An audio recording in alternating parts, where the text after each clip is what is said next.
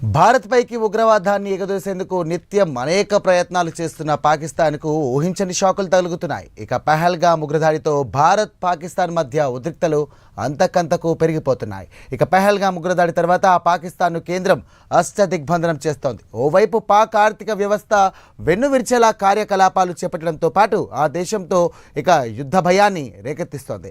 దీనికి తోడు సాగర తీరంలో నౌకలు మోహరిస్తోంది.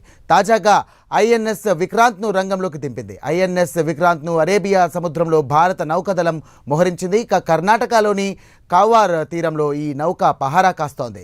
పాకిస్తాన్ అరేబియా సముద్రంలో మిసైల్స్ పరీక్షకు సిద్ధమవుతున్నట్లు తెలుస్తోంది. దీనికి ప్రతిస్పందనగా భారత్ ఐఎన్ఎస్ విక్రాంత్ను కార్వర్ తీరం వద్ద మోహరించింది.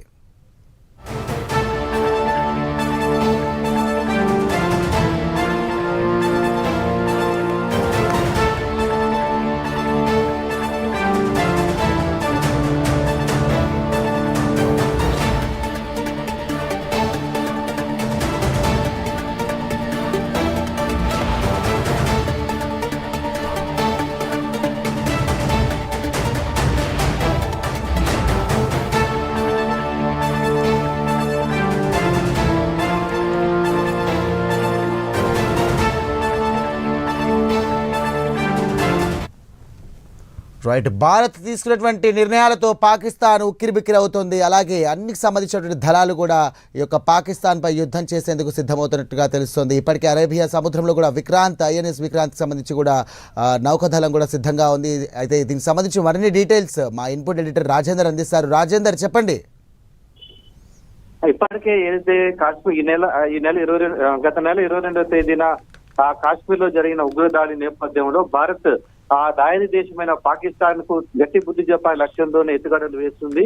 ఏదైతే భారత్ పైకి ఉగ్రవాదాన్ని నిత్యం ఎగదోసేందుకే పాకిస్తాన్ ప్రయత్నిస్తున్న నేపథ్యంలో దానికి ఊహించని షాక్లు అందించాలనే లక్ష్యంతోనే భారత్ ఆ టార్గెట్ గా అడుగులు వేసినట్టు మనం చెప్పవచ్చు.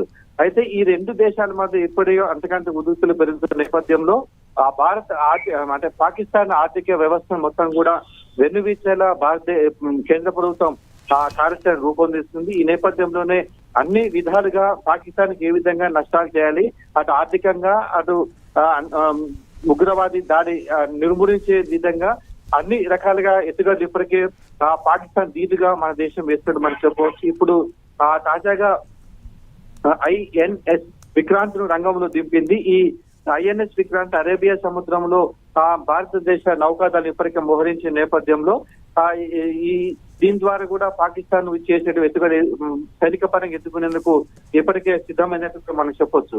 అయితే ఈ ఐఎన్ఎస్ విక్రాంత్ ను అరేబియా సముద్రంలో మోహరించడం ప్రధానంగా ఆ కర్ణాటకలోని కర్వార్ తీరంలో ఈ నౌక పహారా కాస్తుంది. దీని ద్వారా ఏంటంటే పాకిస్తాన్ అరేబియా సముద్రంలో మిసైల్స్ పరీక్షకు సిద్ధమవుతున్నట్టు మన దేశం వద్ద సమాచారం ఉన్న నేపథ్యంలో దానికి కౌంటర్ గా ఈ ఎత్తుగడ వేసినట్టు కూడా మనకు స్పష్టంగా చెప్పవచ్చు. అయితే దీని ప్రత్యేకత ఏంటంటే సుమారు ఈ నౌక 262 మీటర్ల పొడవు, 45,000 టన్నుల బరువు ఉంటుంది. దీని ద్వారా ఇతర నౌకాదళంలో అంటే సముద్ర మార్గంలో అతివేగంగా ప్రయాణించే సామర్థ్యం కూడా ఈ విక్రాంత్ కూడా నేపథ్యంలో దీన్ని అరేబియా సముద్రంలో ఇప్పటికే మన దేశం మోహరించిందని మనం చెప్పవచ్చు. అయితే దీని ద్వారా పాకిస్తాన్ దేశంలోని కరాచీ, గ్వాదర్ వంటి ఓడరేవులను లక్ష్యంగానే ఈ ఐఎన్ఎస్ విక్రాంత్ టార్గెట్ చేస్తుందని చెప్పేసి మనకు రక్షణ శాఖ అధికారులు కూడా వెల్లడించారు. దీంట్లో MiG-29K యుద్ధ విమానంతో పాటు మిరైల్స్ ఇటువంటి అనేక సామర్థ్యాలు, అనేక యుద్ధ సామర్థ్యాలు ఉన్నట్టు ఈ నౌకల ద్వారా అన్ని రకాలుగా వినియోగించుకోవచ్చు అనేటువంటి లక్ష్యంతోనే భారతదేశం దీన్ని అరేబియా సముద్రం మోహరించింది. దీని ద్వారా అంటే పాకిస్తాన్ తీర ప్రాంతాల్లో ఉన్నటువంటి ప్రాంతాల్లో కూడా ఈ ఐఎన్ఎస్ విక్రాంత్ ఎప్పటికప్పుడు కూడా పహారా కాస్తుంది. దీని ద్వారా వారు ఉపయోగించే